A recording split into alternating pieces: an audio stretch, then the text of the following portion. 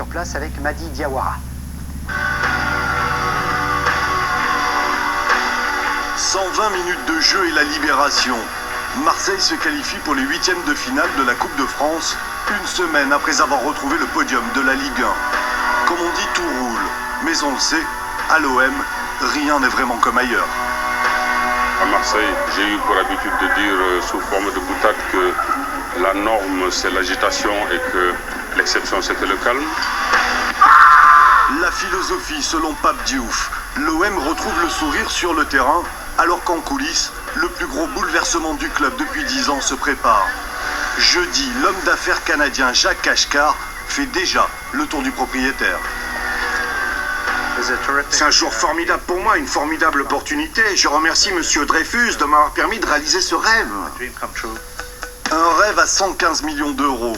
Passionné de l'OM depuis 15 ans, Cachecar, à la tête de plusieurs sociétés, entretient encore le mystère sur ses ressources et sur l'argent qu'il compte injecter pour faire briller l'OM. Pas d'éléments précis, mais une volonté déjà affichée. Nous sommes là pour gagner des titres. Nous sommes là pour faire de l'OM un succès commercial, cela va de pair. On n'est pas là pour perdre de l'argent, on n'est pas là pour perdre des matchs. Finalement, le rêve est simple, gagner de l'argent et gagner des titres. Le Canadien veut faire rêver à nouveau les supporters du Vélodrome. C'est pour les supporters que j'investis. En contact avec Robert-Louis Dreyfus, Cachecar a également rencontré Bernard Tapie, histoire de mieux connaître le contexte marseillais. Le futur probable repreneur doit aussi rencontrer les forces vives de l'OM, les groupes de supporters qui gèrent les virages du Vélodrome.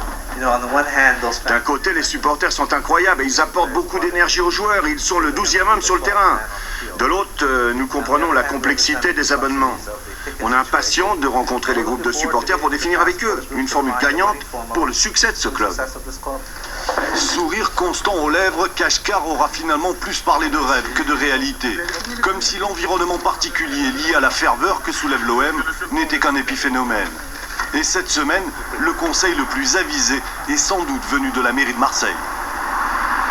S'il est le patron, et il devient le propriétaire, alors qu'il soit là, alors qu'il dirige, et qu'il ne laisse pas diriger d'autres à sa place.